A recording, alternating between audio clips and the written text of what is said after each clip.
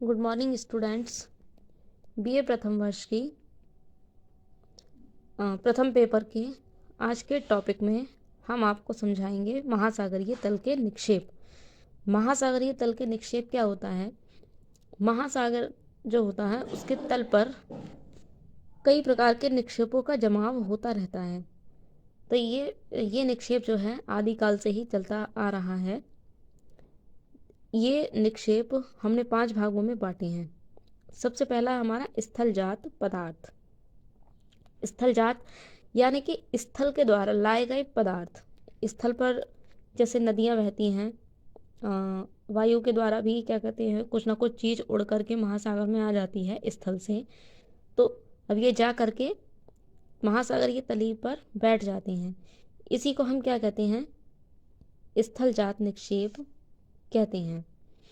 ऐसा माना जाता है कि नदियों द्वारा ही, केवल नदियों द्वारा ही हर साल लगभग 4,000 करोड़ टन ठोस पदार्थ सागरों की तली में जमा किया जाता है, महासागरों की तली में।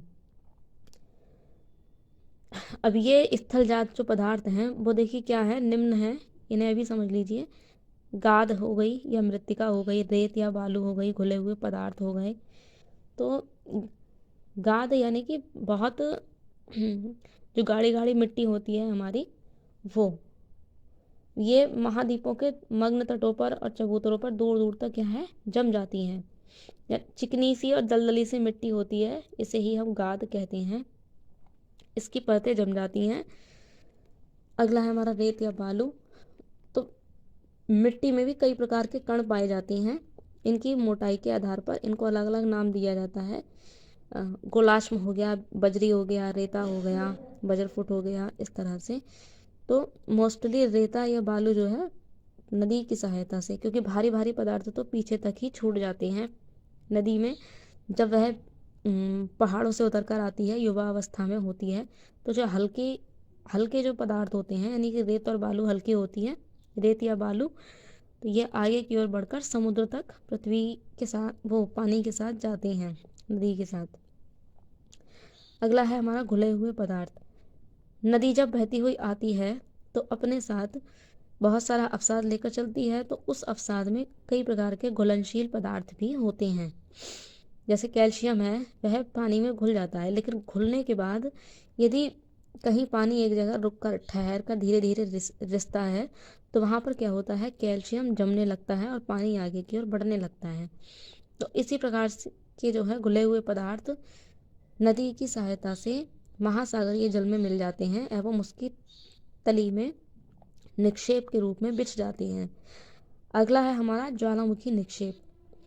देखिए, महासागरीय तटों के आसपास ही बड़े बड़े ज्वालामुखी हैं। जैसे हमारा प्रशांत महासागर है, उसके चारों ओर रिंग ऑफ फायर बना हुआ है, मैंने आपको समझाया है।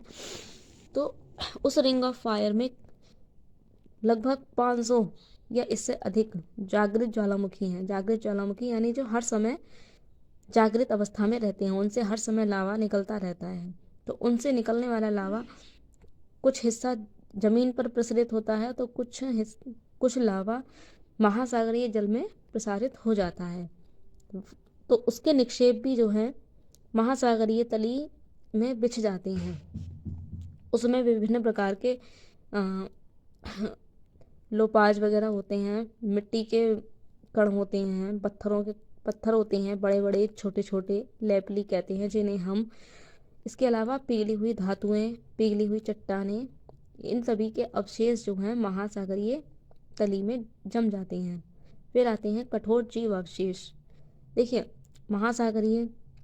महासागरों में विभिन्न प्रकार की प्रजातियां हैं जो उसमें जन्म लेती हैं और उसी में नष्ट हो जाती हैं, सारी क्रियाकलाप करते हुए।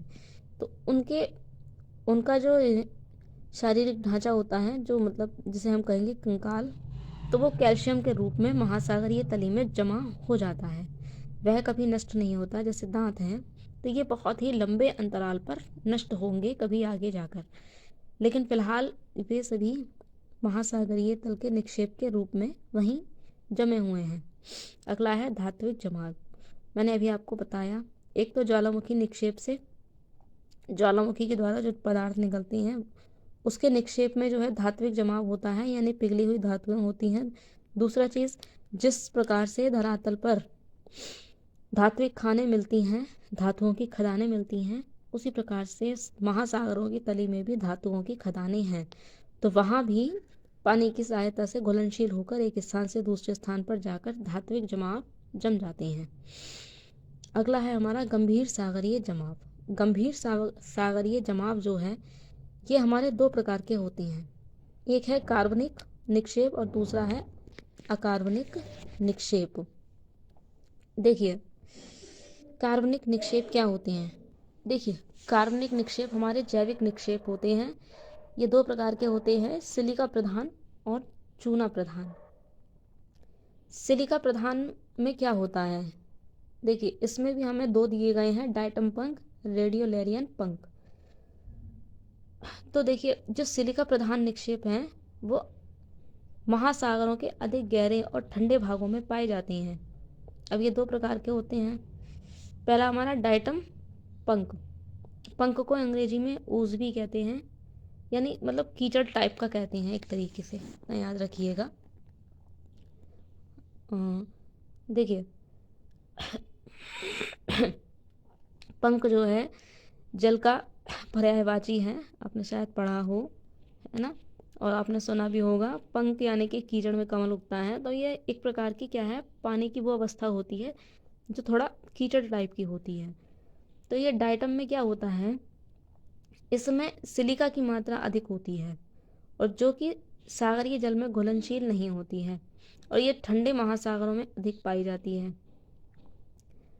और जो रेडियोलेरियन पंख है, इसमें क्या है, जो जीव जंतु होते हैं रेडियोलेरियन, उसके शारीरिक ढांचे और कुछ मृत्तिका यानी कि मृत पदार्थ, मतलब जैविक पदार्थ, कार्बनिक पदार्थ, ये मिल करके इस प्रकार की पंख का निर्माण करती हैं। यानी इनके ढांचे, शारीरिक ढांचे और मृत्तिकाएं मिलकर आपस में, और कहीं कहीं पर ये सागरीय तटीय क्षेत्र पर भी देखने को मिलती हैं।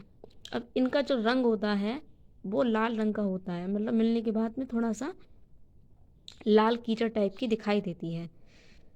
और जब इसको हम सुखा देते हैं डायटम पंख को, तो ये थोड़ी सी सफ़ेद सफ़ेद सी होने लगती है सुखाने के बाद में।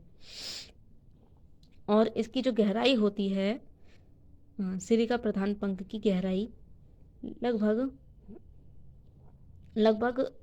1000 से 3000 मीटर की गहराई तक होती है। कहीं कहीं पर ये 7000 मीटर की गहराई तक भी होते हैं सिलिका प्रधान डायटम पंख।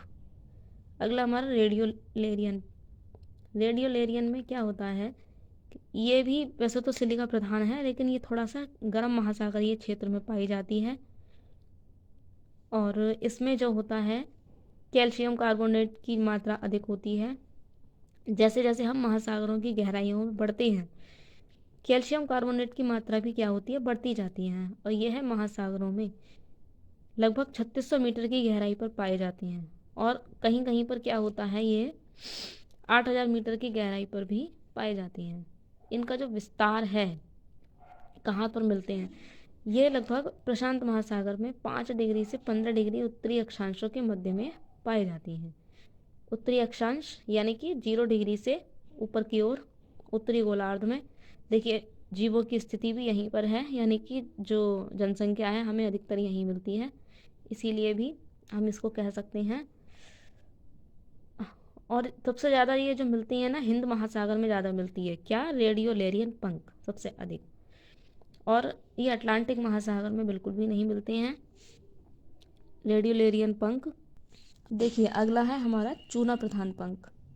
चूना प्रधान पंख जिसमें कैल्शियम ज़्यादा हो, ये भी हमारे दो प्रकार के होते हैं, ग्लेविजराना पंख और टेरापॉड पंख। तो पहला है हमारा ग्लेविजराना। ग्लेविजराना जो है, इस पंख में जीव जंतुओं के अस्थि पंजर सबसे अधिक होते हैं। देखिए हड्डियाँ होती हैं, कैल्शियम से बनी होती हैं, कैल्शियम यानी चूना, तो चूने की मात्रा अधिक होती है। तो सबसे अधिक तो ये जीवों के अस्थि पंजर से बनती हैं। और इसको जब हम महासागरों से निकाल के सुखाते हैं तो उसका रंग मटमैला हो जाता है।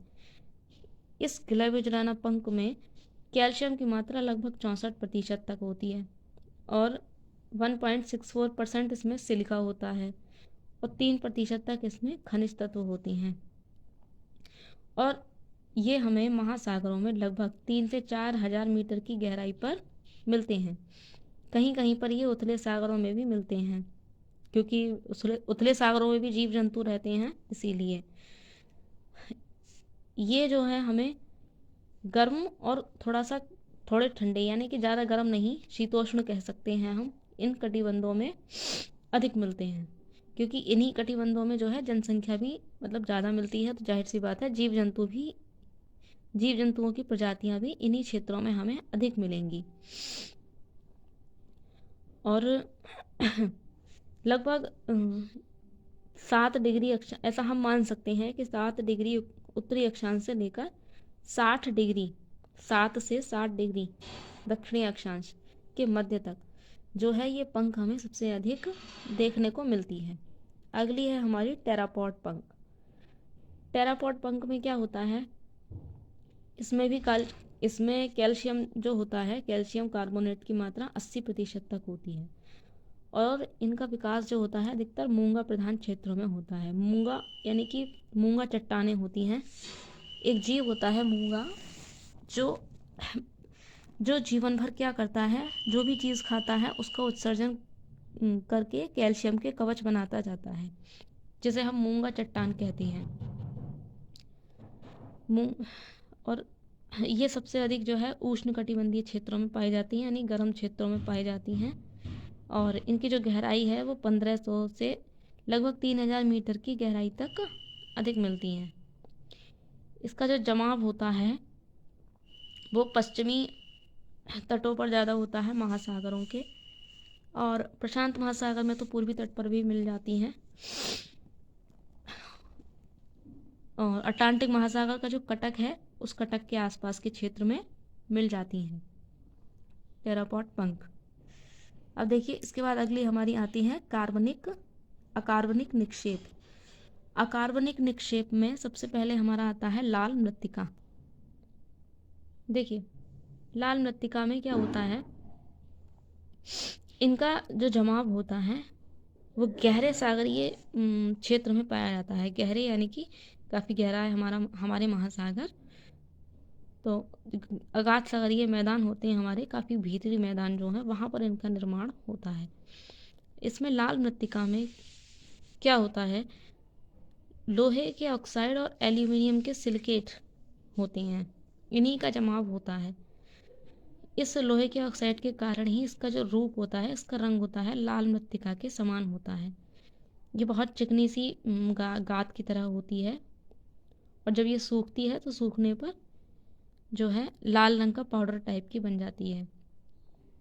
इनका जो निर्माण होता है वो सबसे अधिक ज्वालामुखी पदार्थों से निकलने से होता है और भी उसके भीतर भी जब महासागरीय जीव अवशेष मिल जाते हैं तो उनसे होता है। तो एक तो महासागरीय पदार्थ हो गए, वो ज्वालामुखीय पदार्थ हो गए, इनकी वजह से भी इनका रंग क्या होता है, लाल होता है, लोहे के ऑक्साइड के कारण भी। और इनका जो जमाव है वो महासागरों की तली में लगभग 5000 मीटर की गहराई तक मिलता है। और देखिए अगला है हमारा उल्का धूल। उल्का पिंड क्या होते हैं, हमारे सौर मंडल में ग्रह और उपग्रहों की भांति छोटे छोटे पत्थरों के टुकड़े भी जो है तैरते रहते हैं सौर मंडल में, हमारे ब्रह्मांड में, यूनिवर्स में। तो ये जब पृथ्वी के गुरुत्वाकर्षण रेंज में आते हैं, गुरुत्वाकर्षण की उसमें आती हैं, ग्रेविटेशनल फोर्स के अंदर आ जाती हैं, तो ये जो कण हैं पृथ्वी के वायुमंडल में प्रवेश कर जाती हैं। इनके प्रवेश करने से क्या होता है, जब ये वायुमंडल में प्रवेश करते हैं तो वायुमंडल में के घर्षण के कारण ये नष्ट तो वायुमंडल में ही हो जाते हैं, यानी जल जाते हैं, लेकिन इनकी जो राख होती है अधिकतर महासागरीय क्षेत्र में ही गिरती है, क्योंकि जलीय क्षेत्र ज़्यादा है हमारी पृथ्वी पर, इसलिए हम ऐसा मान सकते हैं। कहीं कहीं धरती पर भी गिर जाते हैं हालांकि, लेकिन हम अभी महासागरीय तल के निक्षेप की बात कर रहे हैं तो हम वहाँ इसे पढ़ेंगे। तो इनका भी जमाव क्या है, होता है, लेकिन इनका जमाव जो है मंदगति से होता है, क्योंकि ऐसा नहीं है कि हर रोज़ उल्का पिंड आ रहे हों, गिर रहे हों। काफ़ी लंबे लंबे समय के अंतराल पर उल्का पिंड धरती पर गिरते रहते हैं। हाँ, जब पृथ्वी का निर्माण हुआ था तब ये अधिक मात्रा में गिरते थे। उस समय पृथ्वी हमारी नई नई बन रही थी और सौर मंडल में काफ़ी हलचलें हो रही थी, इसीलिए तो पहले के भी जमाव महासागरों की तली पर हैं। तो ये हमारा महासागरीय तल के निक्षेप का चैप्टर यहीं पर समाप्त होता है।